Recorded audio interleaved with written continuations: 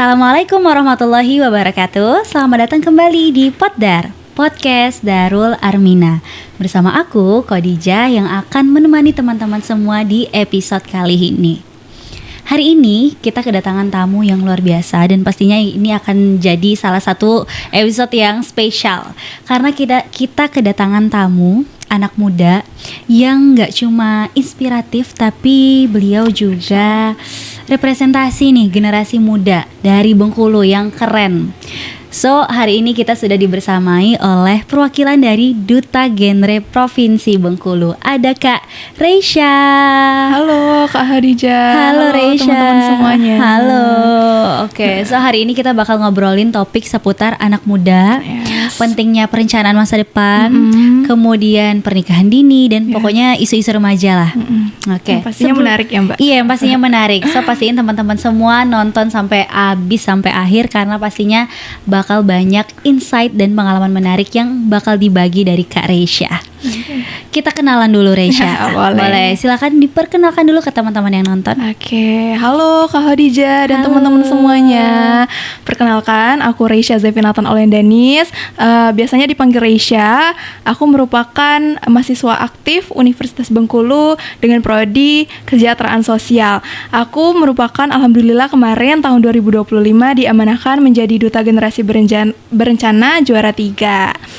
Mungkin itu aja perkenalan singkatnya Mbak. Oke. Jadi ternyata Kak Reisha ini adalah juara 3 ya di tahun 2025.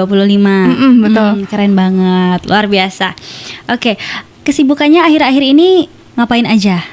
Oke Mbak Khadijah, untuk akhir-akhir ini kesibukan Reisha seperti mahasiswa pada umumnya, apalagi mahasiswa baru, Reisha itu mengevaluasi lagi atau mengenali lingkungan universitas, terus tuh lingkungan belajarnya seperti apa, terus tuh pastinya juga mulai aktif untuk berorganisasi nih Kak Khadijah. Reisha mengikuti berbagai organisasi, pertama dari OJK, terus yang pastinya genre, terus juga ada satu organisasi kampus yang Reisha ikuti itu di Hima Prodi Reisha sendiri. Nggak jauh-jauh dari lingkup mahasiswa pokoknya nih Kak Khadijah. Banyak juga ya berarti ya yang diikutin ya. Iya. Aku panggilnya Reisha atau apa panggilan pendeknya? Reisha aja. Rei boleh. Oh Reisha, Rei ya gampangnya ya Reisha. Karena biasanya kan orang Reisa gitu. Ini Reisha. Aku panggil Rei ya. Oke. Berarti kalau baru mau ikut organisasi dalam kampus masih maba nih, Rei ceritanya. Oh semester berapa? Semester 2. Oh semester 2. Baru kemarin. Maba tapi udah jadi duta genre. Nah, gimana ceritanya nih perjalanannya jadi duta genre nih? Boleh diceritain? Mbak, ceritanya cukup panjang ya karena pada dasarnya genre ini ada tingkatannya nih Mbak. Ada gitu. Dari kota kabupaten dulu ke provinsi, alhamdulillah diamanahkan. Terus nanti kalau berkesempatan, yang pastinya kalau misalkan juara 1 ya naik ke nasional Mbak. Ada tingkatannya seperti itu. Yang pastinya kalau Reisha kemarin dimulai dari Reisha itu menjadi anggota PIK-R, terkhususnya PIK-R itu adalah Pusat Informasi Konseling Remaja. Itu seperti organisasi yang ada di sekolah. Reisha menjadi ketuanya kemarin. Terus yang pastinya yang ngelatih itu duta-duta yang tahun-tahun kemarin kan Mbak. Terus Reisha tertarik, wah pengen banget nih jadi kayak mereka, soalnya inspiring banget teman-teman. By the way itu inspiring banget. Dan pastinya setelah Reisha tertarik, pastinya Reisha daftar dengan persiapan yang cukup matang, mulai dari latihan public speaking, buat program, yang pastinya Duta Genre juga harus buat program inspirasi untuk masyarakat, terus tuh persiapan materi, dan pastinya persiapan lain. Alhamdulillahnya kemarin di kota diamanahkan juga menjadi juara 3 Mbak di kota Bengkulu. Nggak luput dari juara 3. Iya. Alhamdulillahnya. Terus pas di kota, selesai di kota, alhamdulillahnya kami di provinsi diikut sertakan juga untuk seleksi lagi di provinsi, karena di provinsi juga ngambilnya 3 pasang untuk diseleksi ulang di provinsi untuk mengambil yang terbaik. Alhamdulillahnya dengan kuasa Allah Reisha lolos lagi di provinsi. Terus perjalanannya cukup sama, menyiapkan lebih matang lagi persiapan tes tulis, wawancara, public speaking, itu lebih matang lagi pastinya untuk ke tingkat yang selanjutnya. Dan alhamdulillahnya juara 3 lagi, seperti itu. gitu perjalanannya, Allah, Mbak. luar biasa. Berarti ini emang panjang ya ternyata, Iya, bukan cuma panjang. sebulan 2 bulan Reisha nyiapinnya Iya. ya. Dari SMA berarti. Dari SMA, Dari hampir 1 SMA. tahun. Berawal dari ikut PIKR, Pusat Yes. Informasi Konseling Remaja. Berarti kalau mau ikut ke genre itu harus berawal dari PIKR dulu, atau kalau nggak join PIKR bisa jadi duta genre gitu. Oh, kalau nggak join PIKR nggak apa-apa, Mbak. Nggak Tapi apa-apa. alangkah baiknya karena materi PIKR itu berkesinambungan sama yang di genre, itu lebih matangnya ikut PIKR dulu. Kalau ada PIKR di sekolahnya lebih baik ikut PIKR dulu. Tapi kalau untuk dari umum yang nggak ikut PIKR nggak apa-apa banget untuk menyebarkan lebih luas lagi ke masyarakat. Bisa gitu. juga ya. Bisa. Oke, jadi dari PIKR kemudian lihat kakak-kakak duta di genrenya kayak keren banget. Aku juga mau nih kata Rey. Akhirnya ikut lagi di kota kabupaten ya. Kemudian juara 3 di kota Iya. kabupaten, ikut lagi di provinsi. Juara 3 lagi. Keren banget Rey. Iya, soalnya masih maba, baru semester 2 tapi perjalanannya udah panjang, udah jadi duta gitu. Pasti startnya ini udah lama nih, nggak sebentar. Ternyata emang startnya udah dari SMA. Kegiatan PIKR emangnya ngapain aja pas waktu SMA itu? Oke, kalau PIKR sendiri kan Mbak, fokusnya ke pusat informasi, pastinya pemberian edukasi, terkhusus perencanaan pernikahan untuk remaja, terus tuh mengasah life skill dan keorganisasian pastinya. Terus selain yang namanya pusat informasi, kita juga belajar tentang konseling, menjadi pendidik sebaya dan konselor sebaya, seperti itu Mbak. Agar kan remaja-remaja itu kan Mbak curhatnya nggak nyaman sama yang lebih tua. Nah, itulah hadirlah PIKR remaja-remaja untuk menjadi konselor sebaya agar teman-temannya yang memiliki kendala di lingkungan remaja itu bisa curhat sama mereka, seperti itu Mbak. Perpanjangan lah. Iya, berarti banyak yang curhat sama Rey. Adalah dikit. Adalah ya.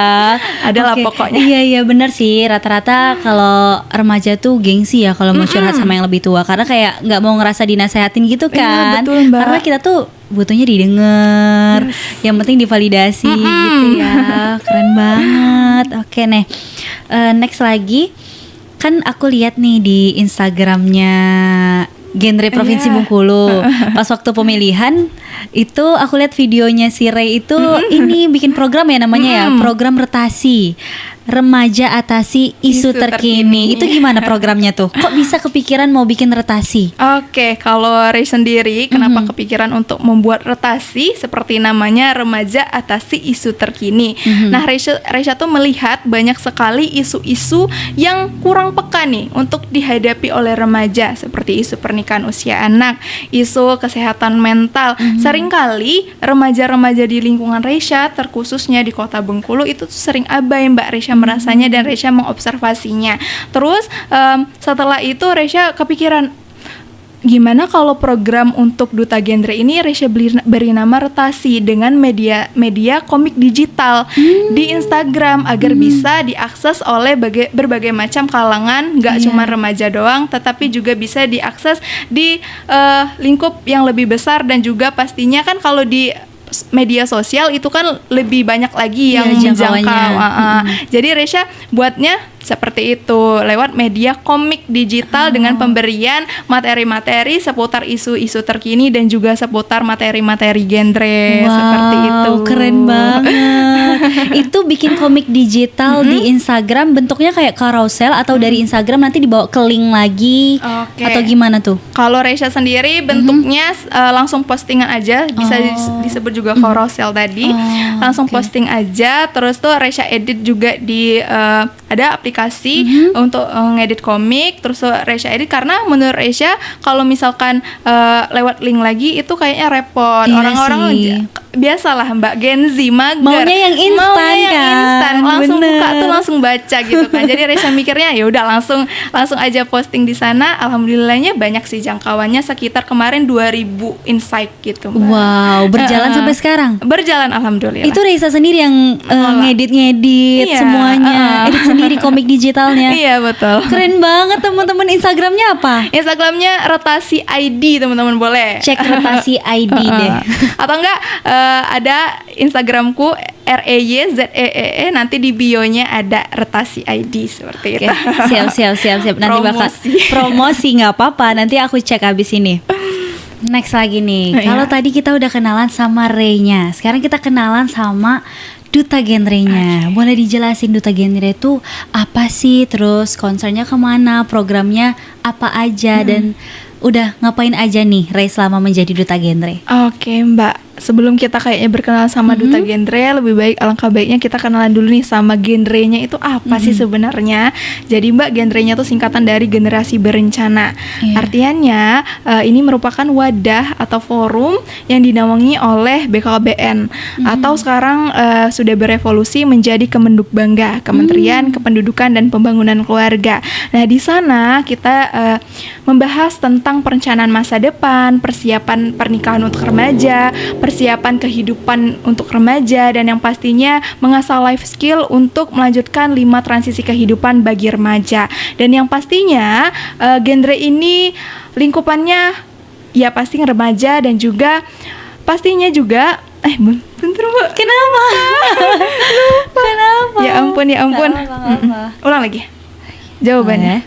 Jawabannya di Oke, sebelum kita berkenalan sama duta genrenya nih ya Mbak, alangkah baiknya kita berkenalan dulu sama genrenya. Genre itu Mbak singkatan dari generasi berencana, yang pastinya sebuah wadah, sebuah forum yang di bawah naungan dari BKKBN atau sekarang sudah berevolusi jadi Kemenduk Bangga atau Kementerian Kependudukan dan Pembangunan Keluarga. Di sana membahas apa saja sih? Membahas tentang perencanaan masa depan, persiapan kehidupan berkeluarga bagi remaja, terus mengasah life skill untuk melanjutkan 5 transisi kehidupan. 5 transisi kehidupan tuh apa sih? Yang pertama yang pastinya menerapkan pola hidup bersih dan sehat, melanjutkan pendidikan, terus udah melanjutkan pendidikan pastinya kita fokus ke karir ya Mbak, udah selesai semua pendidikan, terus sudah ke karir pastinya kita ada rencana untuk melanjutkan pernikahan dan sesudah pernikahan kita berkeinginan untuk menjadi masyarakat berlingkungan dan bermasyarakat yang baik seperti itu. Dibantu nih untuk menyiapkan itu. Nah, tugasnya duta genre itu apa saja sih? Duta genre itu perpanjangan tangan dari Kemenduk Bangga untuk agar remaja-remaja ini dapat terhindar dari yang namanya triad KRR. Nah, triad KRR itu apa sih Mbak? Seperti logonya nih. Kalau genre itu ada logonya teman-teman, itu salam genre gini. Oh iya, aku ada lihat gini kan salam genre nih. Iya, artinya genre. Apa tadi namanya? Triad KRR. Triad KRR. Iya. Ketiga, permasalahan kesehatan reproduksi remaja. Nah, gitu. Nah, seperti simbolnya nih teman-teman, yang pertama 0 atau 0, terhindar atau jangan sampai kita itu melakukan 3 permasalahan reproduksi remaja ini. Apa saja sih? Jari tengah ini melambangkan seks bebas, artinya remaja tidak boleh melakukan seks bebas nih Mbak. Dan yang kedua jari manis itu adalah pernikahan usia anak. Kita sering dengar tuh pernikahan dini ya Mbak. Iya, emang beda ya? Beda Mbak, sekarang tuh lebih dini lagi maksudnya kalau pernikahan usia anak. Nggak beda seperti itu, tapi penyebutannya alangkah baiknya pernikahan usia anak. Kasihan dong dininya, awak dia nggak menikah. Oh iya. Padahal dia nggak menikah, tetapi sama ya konteksnya, tapi ya pernikahan usia anak sekarang.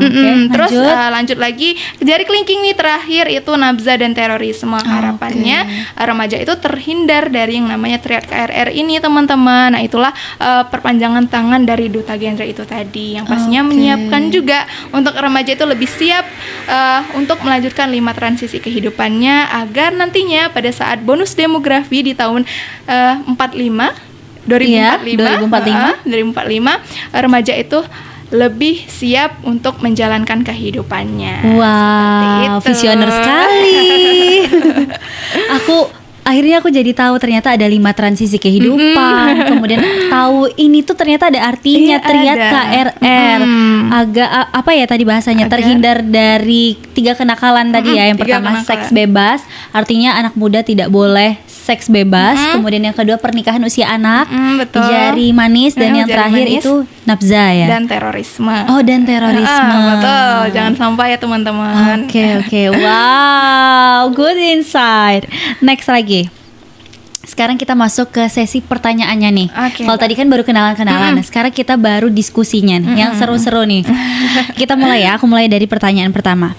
Yang pertama, apa kesalahpahaman terbesar masyarakat tentang program genre generasi berencana? Pertanyaannya menarik banget. Apa sih kesalahan pahaman terbesar di masyarakat terhadap genre ini sendiri? Iya. Nah, yang pertama di lingkup mahasiswa dulu nih. Banyak sekali mahasiswa tuh yang beranggapan kalau genre ini hanya untuk anak-anak nih, Mbak. Mentang-mentang remaja itu terus digaungkan oleh kami, seakan-akan ini tuh tidak untuk seluruh lapisan masyarakat. Jadi fokusnya ke remaja doang. Tetapi nggak seperti itu. Semuanya remaja dari umur 10 sampai 24 tahun itu bisa bergabung di genre. Nah, itu ya teman-teman, nggak anak kecil doang kok, tapi juga bisa asal kamu belum lebih dari 24 tahun, kamu juga bisa bergabung di genre. Terus kesalahpahaman yang Resya sering temuin banyak sekali bapak-bapak atau ibu-ibu ketika kami menyuluh penyuluhan seperti itu, dia pikir genre itu adalah generasi KB. Mentang-mentang kami di bawah BKKBN, kami dibilang generasi KB. Nggak seperti itu, tetapi genre ini adalah generasi berencana. Fokusnya untuk menyiapkan kehidupan bagi remaja dan juga menyiapkan membantu remaja dapat berkembang lebih baik lagi. Sebenarnya di lapisan masyarakat juga kami tergabung dan diikut sertakan, tetapi concernnya fokus ke remaja, lebih ke remajanya. Seperti itu. Dan ingat, remajanya bukan cuma yang buat anak SMP SMA, betul. tapi yang berusia 10 sampai 24 tahun. Oke. Iya. Next, pertanyaan kedua. Kita kan sering dengar slogan keluarga berencana kan, Re. Tapi realitanya banyak anak muda yang bahkan belum tahu nih mau jadi apa. Nah, apakah ini dikarenakan kita terlalu cepat untuk menuntut mereka punya rencana hidup atau gimana? Kalau menurut pendapat Resya nih ya, Mbak, kalau menurut pendapat Resya, semuanya itu harus direncanakan sedini mungkin.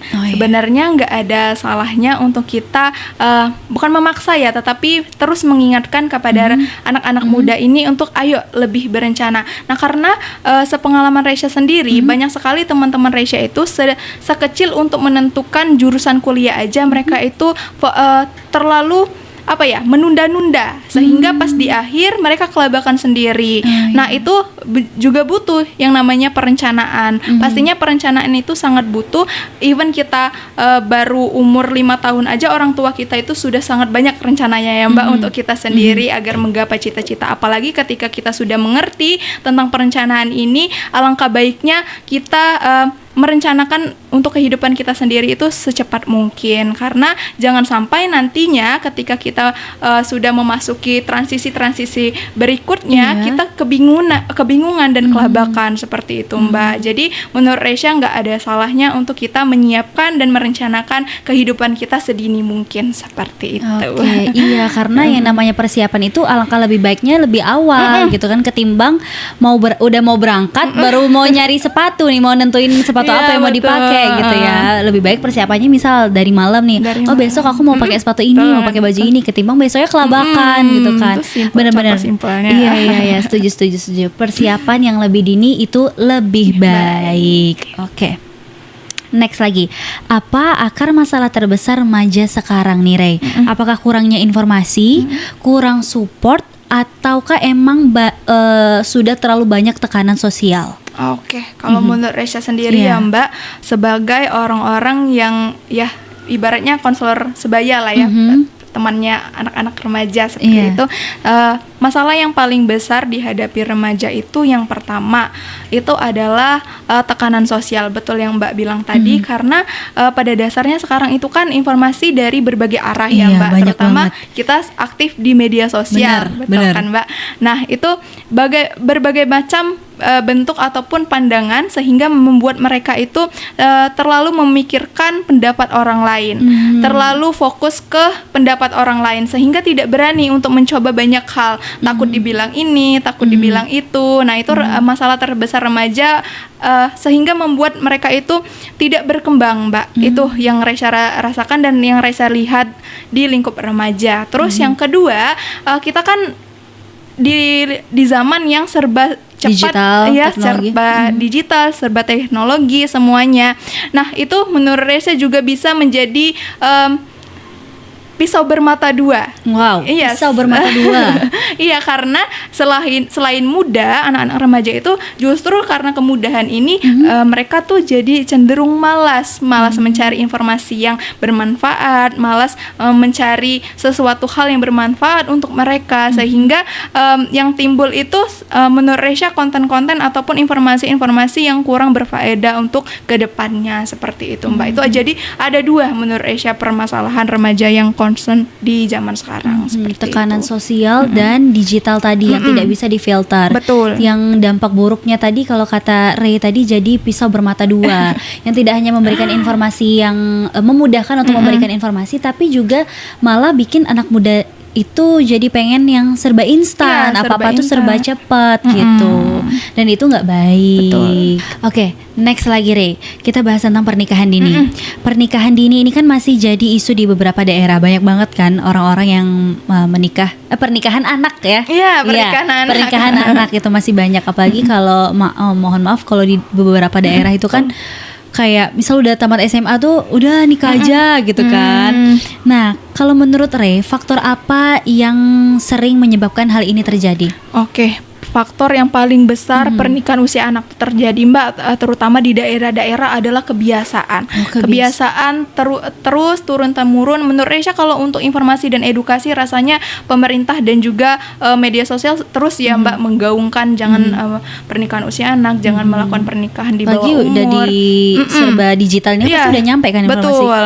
Nah, itu kebiasaan turun-temurun, peran orang tua juga pastinya, sehingga kalau Resya sendiri ya di desa Topos kalau nggak salah di Lebong, nah itu tuh apa ya, itu tuh menjadi kebiasaan orang tuanya, sehingga dia orang tuanya menganggap wajar kalau misalkan anak-anak itu SMP udah menikah, SMA udah menikah, bahkan ada yang SD kelas 6 itu udah mulai membicarakan pernikahan seperti itu. Itu SD. sangat dini seperti itu Mbak. Dan itu menurut Resya kebiasaan yang harus kita putuskan teman-teman. Cukup di orang tua kita saja, kitanya jangan seperti itu. Apalagi sekarang sudah serba maju, pastikan gunakan handphone kalian itu selayaknya informasi-informasi yang bermanfaat, seperti itu sih Mbak. Pokoknya faktor terbesarnya itu kebiasaan Karena yang kebiasaan di turun masyarakat ya. temurun seperti itu. Oke, apalagi di daerah-daerah ya. Oke. Iya bener banget. Apalagi aku dengar tadi di Lebong tadi ya, yang SD udah ngomongin tentang nikah. Aku Pernikahan, SD betul. mikirnya gimana jajanku yang 5.000 ini cukup untuk sampai sore. Itu udah ngomongin nikah. Iya, gimana jajan kita yang sedikit itu bisa beli mainan Iya, ya beli Mbak. mainan bukan cuma beli makanan. Iya. Dan itu emang benar-benar terjadi ya, Re? Benar-benar terjadi. Oke. Wow, kita lanjut lagi. Banyak remaja yang bilang kalau yang penting sekarang happy dulu. Atau ini sih aku juga sering dengar dari teman-temanku, you only live once, YOLO. YOLO. Iya kan? Nah, menurut Ray apakah itu salah atau ada sudut pandang lain nih tentang yang penting happy aja dulu, urusan nantilah terkait perencanaan ini ya. Oke. Kalau menurut Resya ya Mbak, dengan sebenarnya kita tuh kalau Resya sendiri ya Mbak menjunjung tinggi kebahagiaan diri sendiri. Tetapi kebahagiaan seperti apa dulu nih teman-teman? Kalau misalkan kebahagiaannya itu sampai kebablasan, artiannya kita jadi kayak sesantai itu, padahal jenjang kehidupan kita tuh insya Allah masih panjang, umur nggak ada yang tahu ya Mbak. Insya Allah masih panjang. Jangan sampai kita nggak ada awareness sama diri sendiri. Artiannya sifat mawas diri atau awareness itu tadi kita juga harus memiliki sebagai anak muda, karena ketika kita terlalu santai, terlalu YOLO lah seperti itu, cenderung untuk kita tidak memikirkan kedepannya itu kita mau ngapain sih. Terus kalau misalkan kita memutuskan untuk melanjutkan pendidikan atau melanjutkan ke karir, nah kita di pendidikan itu maunya seperti apa? Apakah menjadi mahasiswa berprestasi kah? Apa menjadi mahasiswa itu sedikit itu aja butuh perencanaan kan Mbak, nggak bisa sesantai itu. Terus ketika mau melanjutkan karir, apakah bisa kita cuman kayak ya udah santai aja, nanti juga kita lamar sini lamar situ, kan enggak juga kan Mbak. Even untuk melamar ke satu ini aja kita juga perlu perencanaan. Jangan sampai kebahagiaan ini atau happy aja dulu ini membuat kita lalai untuk menentukan masa depan. Itu sih kalau menurut Reisha sih Mbak. Oke, jadi sebenarnya kalau menurut Ray tadi nggak apa-apa kita mau bahagia, kita semua berhak untuk bahagia. Betul. Cuman dilihat dulu nih bahagianya seperti apa gitu. Apakah ini akan merusak rencana masa depan kita? Ataukah memang kita bahagia sesuai dengan perencanaan yang kita buat, apalagi berkaitan dengan masa depan ya. Betul. Setuju. Lanjut lagi, tekanan sosial media sekarang ini kan luar biasa kan ya. Nah menurut Ray, apa dampak paling berbahaya yang sering nggak disadarin sama remaja? Dan gimana cara ngatasinnya? Oke Mbak, menurut Reisha ya, kalau misalkan kita ini kan apalagi negara demokrasi ya Mbak, semuanya bebas berpendapat, semuanya bebas berekspresi, sehingga kebebasan ini seringkali menjadikan remaja itu sering menormalisasikan sesuatu hal yang tidak normal menurut Reisha. Contohnya nih, banyak sekali sekarang tuh remaja yang menganggap bahwa konten-konten seperti, maaf ya teman-teman, LGBT, konten-konten yang seharusnya lelaki itu tidak seperti itu, melambai ataupun concernnya mengarah ke LGBT, itu seakan-akan di komennya tuh Reisha pernah ngeliat, ih lucu banget, justru didukung seperti itu. Jadi kayak sekarang itu kebebasan untuk bermedia sosial justru malah remaja itu sering menormalisasikan sesuatu hal yang tidak normal, seperti itu. Dan juga kebebasan ini tadi menjerumus kepada komen-komen hate untuk menjatuhkan seseorang, membuli seseorang. Nah itu juga merupakan kebebasan untuk di media sosial yang menurut Reisha itu akan menjadi momok utama bagi remaja itu. Akar permasalahannya di situ sih Mbak, seperti itu. Kebebasan berekspresi itu karena tadi. terlalu bebas, akhirnya kita tanpa sadar kita menormalisasikan sesuatu yang salah gitu. Betul. Kayak tadi konten-konten cowok-cowok yang mengarah ke ada indikasi ke LGBT gitu kan. Akhirnya masyarakat jadi terbiasa dengan konten-konten seperti itu. Terus kemudian juga yang berujung bully tadi ya, itu tanpa saking kita sadari. Bebasnya, saking bebas ngomen ini ngomen itu, jadi itu cenderung ke bullying, dan itu kan merusak mental seseorang. Jangan seperti itu. Iya benar, apalagi kalau LGBT itu kita tahu kan itu penyimpangan ya, sesuatu yang salah, jadi jangan sampai kita kasih panggung gitu. Betul, ya maksudnya Mbak. Ya Oke, kita lanjut lagi nih. Ada istilah namanya fear of missing out. FOMO. Nah, gimana caranya ngebedain nih antara ambisi yang sehat dan ambisi yang cuma dipicu karena FOMO nih, Ray? Gimana, Ray? Oke Mbak, kalau FOMO tuh menarik banget ya. Kalau menurut Reisha sendiri sering FOMO nih Mbak. FOMO, entah makanan viral lah, entah inilah, tapi kita lihat FOMO apa dulu nih? FOMO apa dulu nih? Seringkali orang-orang ini FOMO-nya itu FOMO ke hal-hal negatif. Contohnya aja nih ya Mbak, FOMO untuk living together. Nah banyak sekali nih ikut-ikutan, mentang-mentang konten itu balik lagi ke pertanyaan sebelumnya ya Mbak, saking terbiasanya orang melihat justru malah cenderung menormalisasikan. Nah itu jadi FOMO orang-orang ini. Terus konten-konten yang negatif, contohnya lagi FOMO untuk main game terlalu malam, terus tuh main game kebablasan, sehingga FOMO ini tuh tidak baik menurut Reisha, karena memang kita itu ketika FOMO atau mengikuti sesuatu ada baiknya untuk memilah-milih apa sih yang mau kita ikuti, apa sih yang mau kita pelajari di hal-hal yang mau kita ikuti ini. Jangan sampai ketika kita sudah FOMO, jadinya kita yang korban ke FOMOan atau tren itu tadi. Jangan sampai seperti itu. Cukup kita ikuti saja, mana baiknya kita ambil, mana buruknya kita tinggal. Seperti itu sih Mbak. Berarti kalau FOMO itu nggak apa-apa aja? Nggak apa-apa Mbak. Justru kalau misalkan hal-hal yang baik, misal nih ada tren, itu tuh tren untuk ada kalau di muslimah itu ada tren hijab rania, itu namanya hijab menutup dada sampai ke sini Mbak. Itu dulu tahun 2024 itu tren banget. Hijab rania kok nggak tahu? Iya ada hijab rania. Jadi kayak justru orang-orang yang tidak berhijab, orang-orang yang belum ngerti tentang hijab, dia ikut-ikutan kan. Itu menurut Reisha baik sekali, karena memang pada dasarnya di lingkup zaman-zaman sekarang kan orang-orang itu tidak terlalu menghiraukan masalah-masalah hijab seperti itu kan Mbak. Iya. Jadi dengan adanya hijab Barania ini tadi itu kayak membangun lagi nih, oh muslimah itu seperti ini loh, baiknya berhijab. Jadi kan ikut Terinfluence Iya, ya. betul. Oke sih. Oke. Nice. Kita lanjut lagi. Edukasi kesehatan reproduksi ini bikin remaja kadang itu makin penasaran dan coba-coba. Nah, apakah ini benar? Memang benar adanya atau cuma mitos nih? Jadi anak muda, anak remaja gitu kan, edukasi nih tentang reproduksi kesehatan. Malah jadinya penasaran, pengen coba. Gimana tuh Ray di lapangan sebenarnya? Kalau di lapangan ya Mbak, kami kan sering mengedukasi terutama kesehatan reproduksi remaja, sering sekali. Nah, orang-orang tuh sering tabu ataupun sering menganggap ketika kami menyuluhkan tentang kesehatan reproduksi itu sering tabu, sehingga hal-hal seperti itu tuh rasanya tidak perlu dibahas. Padahal kesehatan reproduksi ini juga mengaitkan apa sih? Nggak apa-apa. Juga mengaitkan tentang yang namanya sex education. Nah, itu kan penting kan Mbak, sedini mungkin juga harus penting yang namanya Iya, sex education. benar. Apalagi sekarang tuh banyak sekali terjadi kekerasan seksual ataupun ya kekerasan seksual tadi justru ke anak-anak, bukan lagi ke wanita-wanita yang sudah dewasa ataupun remaja, justru ke anak-anak. Nah, perlunya untuk seks edukasi ini dan kesehatan reproduksi tadi yang berkesinambungan itu untuk agar anak-anak ataupun kita itu tuh terhindar yang namanya kesehatan terhindar dari yang namanya pelecehan seksual ataupun kekerasan seksual itu tadi. Oke, ya.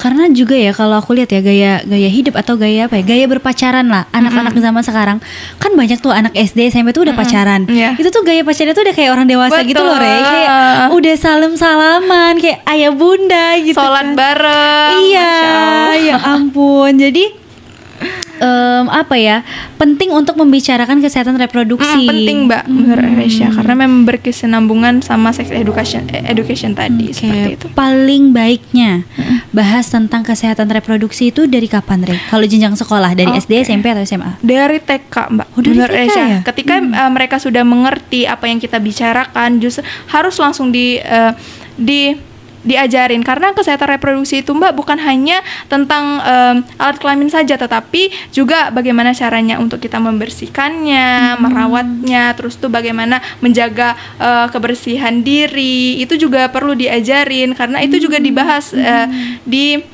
materi kesehatan reproduksi. Nah, seperti itu. Jadi ketika mereka sudah mengerti apa yang kita bicarakan, sebaiknya diajarin sedini mungkin sih. Oke, sedini mungkin. Oke, mantap. Nah, kemudian kan kalau ngomongin tentang kesehatan reproduksi itu kan pasti tabu ya, kalau kata Ray tadi kan. Nah, kalau misalkan hal yang tabu ini terus kita pelihara terus-terusan, kan jadinya kan edukasinya kan jadi makin sempit gitu kan. Ya. Iya, jadi terhambat. Nah, jadi siapa yang sebenarnya bakal dirugiin kalau hal yang tabu ini terus kita pelihara? Oke, yang pastinya kita sendiri yang bakal dirugiin Mbak, karena memang ketika kita menganggap suatu hal yang seharusnya nggak tabu menjadi tabu, itu kan kita menolak ya informasi-informasi itu, sehingga kita jadinya minim informasi. Ketika kita di suatu kondisi yang mengharuskan kita menerapkan ataupun mengingat ilmu-ilmu kesehatan reproduksi itu tadi, ketika kita terus menolak yang namanya informasi itu, ya kita yang akan rugi sendiri. Di masa yang akan datang nanti, ya kita sendiri yang bakal rugi, kita nggak mendapatkan informasi yang jelas dan yang konkret seperti itu. Oke. Nah, remaja sekarang ini kan katanya terlalu bebas dibanding Zaman dulu. Iya, yang zaman dulu, dibanding generasi dulu lah. Iya. Zaman dulu kayak Zaman jauh dulu. banget. Zaman purba Iya. kali ya. Kejauhan dibanding generasi dulu. Nah, menurut Ray, ini soal moral generasi kita yang memang semakin menurun, atau perubahan zaman yang nggak bisa dihindarin? Oke, menurut Resya nih ya Mbak, kalau misalkan pertanyaannya seperti itu ada dua kombinasi yang dimana perkembangan zaman yang pastinya juga mengakibatkan moral yang menurun. Kenapa Resya bilang seperti itu? Pertama, sering sekali banyaknya informasi ataupun perkembangan teknologi yang semakin cepat dan semakin berkembang, sehingga remaja-remaja itu seringkali mendapatkan informasi-informasi yang kurang baik sehingga menginfluence dirinya untuk melakukan hal-hal yang kurang baik juga. Maka dari itu, hal-hal yang kurang baik ini mengakibatkan moral yang menurun. Kenapa Resya bilang seperti itu, Mbak? Kita ambil saja contoh kasus seperti siswa yang ketapel mata gurunya sendiri akibat ditegur merokok. Karena apa? Karena dia sering sekali untuk menganggap rokok itu tidak apa-apa, rokok itu merupakan hak dia untuk merokok. Tetapi tidak seperti itu. Alangkah baiknya kita menginfluence diri kita sendiri dengan hal-hal yang bermanfaat. Jangan sampai ketika informasi-informasi yang tidak bermanfaat itu menjadikan diri kita orang-orang yang tidak bermoral dan tidak beradab sehingga kita tidak tahu aturan seperti itu. Oke, kita lanjut lagi. Seberapa penting peran keluarga dalam membentuk remaja yang siap masa depan? Dan bagaimana dengan keluarga yang kurang suportif? Oke, peran keluarga seberapa penting peran keluarga ya Mbak? Sangat amat penting Mbak. Kalau di genre itu ada 8 fungsi keluarga nih Mbak. Waduh, ada teori lagi nih. Ada nyanyinya juga dong Mbak. Wah, ada lagunya. Boleh kita nyanyi? Boleh. Boleh. 8 fungsi keluarga. Agama yang pertama, sosial budaya, cinta dan kasih sayang, perlindungan keempat, reproduksi kelima, fungsi pendidikan, ekonomi lingkungan. Itulah 8 fungsi keluarga tadi. 8 fungsi keluarga. Iya, salah satunya juga mensupport kita, mensupport dalam hal apa? Dalam pendidikan, kesehatan reproduksi, ekonomi, semuanya harus disupport dari keluarga. Sepenting itu keluarga itu teman-teman, karena keluarga itu adalah landasan utama untuk kita kedepannya melihat dunia itu seperti apa. Ketika kita mendapatkan keluarga yang kurang suportif seperti kata Mbak tadi, ataupun mendapatkan keluarga yang acuh tak acuh, sehingga kita melihat dunia ya seperti itu juga. Ketika kita menghadapi sesuatu, ketika kita menghadapi masalah, itu akan menjadi senjata utama untuk kita itu merasa down yang terlalu berlebih, sehingga kita sulit untuk bangkit lebih baik lagi, itu sulit sekali Mbak. Apalagi contohnya banyak sekali di lingkungan remaja, karena faktor utama kenakalan remaja itu fun fact-nya ya dari keluarga. Ketika memang keluarganya tidak support, itu akan menjadi momok utama untuk anaknya melakukan kenakalan remaja, karena mereka merasa tidak diperhatikan, tidak diberikan kasih sayang yang cukup. Nah, itu menjadi faktor utama untuk mereka melakukan kenakalan remaja seperti itu. Gitu ya. Aku jadi kebayang ya. Maksudnya karena keluarga di sini itu kan adalah rumah pertama, benteng, tempat kita berpulang. Bayangin kita berteduh di rumah yang gentengnya bocor, kemudian berantakan, kemudian tidak membuat kita tenang. Jadi kalau kita keluar itu pasti akan membuat kita lebih rentan gitu ya. Betul. Rentan untuk terwarnai di dunia luar. Oke, jadi sepenting itu peran keluarga. Dan gimana nih dengan keluarga yang kurang suportif tadi? Oke, kalau menurut Aisyah memandang hal-hal seperti itu, yang pertama, ketika memang kita mendapatkan keluarga yang kurang suportif, alangkah lebih baiknya kita mencari teman ataupun lingkungan yang lebih sehat ataupun lebih suportif lagi. Jangan sampai kita memiliki mindset ya nggak apa-apa deh, toh keluarga aku juga nggak peduli. Jangan seperti itu.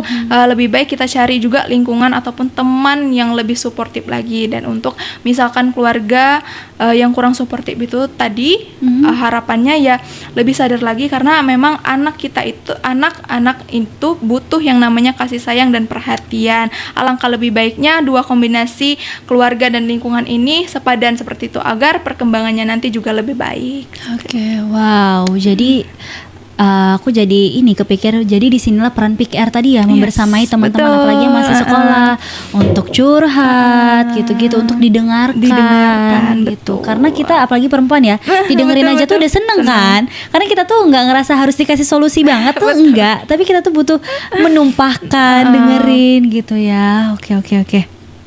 Next lagi nih. Ini kita masuk ke pertanyaan terakhir nih. Oke, dalam 5-10 tahun ke depan, menurut Ray, apa tantangan terbesar generasi muda di Indonesia? Oke, tantangan yang paling besar itu adalah kemajuan teknologi, Mbak. Karena semakin besar kita tuh kan akan lahir generasi beta kalau nggak salah. Itu pastinya teknologinya lebih wow lagi, lebih mantap lagi teknologinya, sehingga ketika memang kurangnya edukasi dan informasi tadi mengakibatkan remaja-remaja ataupun anak-anak di generasi yang akan datang justru teknologi ini akan menjadi pisau bermata dua lagi nih, lagi dan lagi, karena memang selain mempermudah kita juga akan menjadi faktor utama untuk menghancurkan kita. Kenapa aku bilang seperti itu? Teknologi itu akan semakin bebas, yang pastinya orang-orang menyebarkan informasi bukan hanya yang baik saja, betul? Pasti betul. Nah, pastinya juga orang menyebarkan informasi itu juga ada yang buruknya. Nah, kalau misalkan tidak ada informasi dan edukasi untuk anak-anak ini, akan timbul yang namanya generasi yang cukup lalai ataupun cukup abai untuk masa depannya nanti. Itu sih tantangan utama untuk generasi ke depannya sih, Mbak, ataupun kita nih justru. Iya, karena kita harus beradaptasi lagi nih dengan perkembangan teknologi. Iya, betul. Oke, jadi sebenarnya perkembangan teknologi itu bagus, cuman jangan sampai membuat kita menjadi kebablasan, jangan sampai membuat kita menjadi generasi yang pragmatis ya. Yes, betul. Tapi memang benar-benar tetaplah menjadi generasi yang kritis, kemudian juga inovatif, benar, kritis, dan juga mau untuk menggali informasi yang benar. Betul. Oke. Last question banget ini. Yes. Ini kita pilih-pilih ya. Iya. Pilih-pilih. Ray, pilih lebih penting remaja yang takut pada resiko atau sadar akan tanggung jawabnya? Yang mana? Pasti pilih yang terakhir sih, Mbak, sadar akan tanggung jawabnya. Kenapa tuh? Karena semakin kita sadar tentang hak dan tanggung jawab kita sendiri, kita semakin sadar untuk merencanakan masa depan yang lebih baik lagi. Ketimbang kita takut sama resiko itu pasti bakal terjadi ketika kita memilih sesuatu. Jadi nggak ada gunanya untuk kita takut mengambil resiko, karena resiko itu pasti ada selama kita hidup, teman-teman. Jadi harus lebih sadar lagi tentang tanggung jawab, karena dengan sadarnya tanggung jawab tadi kita akan membangun masa depan yang lebih baik lagi. Seperti itu. Jadi Ray lebih pilih sadar akan tanggung jawab. Karena kalau sadar akan tanggung jawab, dia tahu rencananya nanti ke depan seperti apa. Oke. Wow, hari ini luar biasa banget, seru banget topiknya. Kita bahas tentang anak muda, kemudian isu-isu semuanya kita bahas tadi. Oke. Oh ya, aku mau tanya nih, kalau teman-teman ada yang mau join ke Duta Genre, nanti gimana caranya?